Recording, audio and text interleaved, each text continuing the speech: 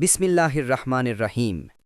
প্রিয় দর্শক, আজ আমরা এমন এক ঐতিহাসিক সত্য নিয়ে আলোচনা করব যা ইসলামের জ্ঞান ঐতিহ্যের ভিত্তিকে স্পর্শ করে। ইমাম জাফর সাদিক আলাইহিসসালাম আহলে সুন্নাতের ৪ মাযহাবের ওস্তাদ। মাকতাবায়ে সাকালাইনের আরও একটি নতুন পর্বে আপনাকে স্বাগতম। ইতিহাস সাক্ষ্য দেয়, ইসলামের জ্ঞান বিপ্লবের যে সুবর্ণ যুগ, তার কেন্দ্রে ছিলেন একজন অসাধারণ ব্যক্তিত্ব, ইমাম জাফর সাদিক আলাইহিসসালাম।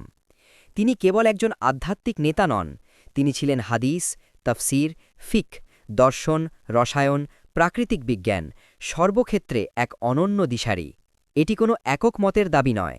মিশরের প্রখ্যাত আলেম আব্দুল হালিম আল জুন্দি তার গ্রন্থ আল ইমাম জাফর আস-সাদিকে স্পষ্টভাবে উল্লেখ করেন।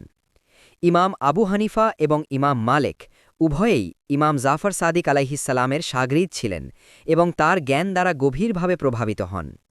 ঐতিহাসিক সূত্রে আমরা পাই, আবু হানিফা স্বয়ং বলেছেন, আমি যদি সেই ২ বছর না পেতাম তবে আমি ধ্বংস হয়ে যেতাম। মালিক ইবনে আনাস দীর্ঘ সময় ইমাম সাদিক আলাইহিসসালামের সাহচর্যে ছিলেন।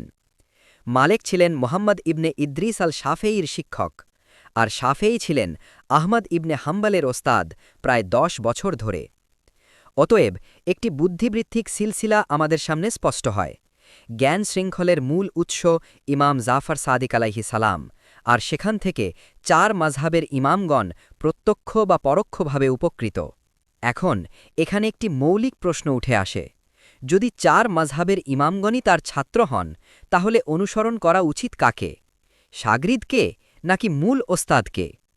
যুক্তির দৃষ্টিতে দেখলে উৎস সর্বদা ছাকার উপর প্রাধান্য পায়, মূলনীতি সর্বদা তার ব্যাখ্যার চেয়ে অগ্রগণ্য।